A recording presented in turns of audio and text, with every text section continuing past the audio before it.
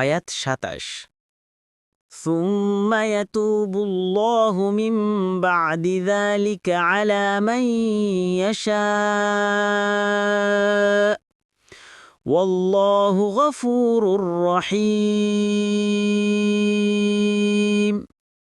অনুবাদ: এরপরও যার প্রতি ইচ্ছে আল্লাহ তার তাওবা কবুল করবেন, আর আল্লাহ অতি ক্ষমাশীল, পরম দয়ালু।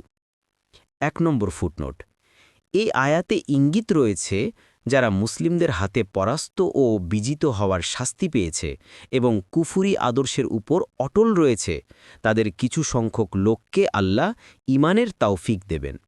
বাস্তবেও পরাজিত হাওয়াজেন ও সাকিফ গোত্রদ্বয়ের অনেকেই রাসূলুল্লাহ সাল্লাল্লাহু আলাইহি ওয়াসাল্লামের বদান্যতা ও ভদ্র ব্যবহার দেখে শেষ পর্যন্ত ইসলাম গ্রহণ করেন। ফলে তারা তাদের স্ত্রী ও সন্তান সন্ততি ফেরত পেয়েছিল। আর আল্লাহ প্রশস্ত রহমতের অধিকারী, তার রহমত সর্বব্যাপী। তাওবাকারীদের বড় গুনাহও ক্ষমা করে দেন, আর তাদেরকে তাওবা করার তাওফিক দেন, তাদের অপরাধসমূহ মার্জনা করেন। সুতরাং বান্দা যত অন্যায়ই করুক না কেন, তার রহমত থেকে যেন সে নিরাশ না হয়। এই আয়াতের তাফসির সাদি।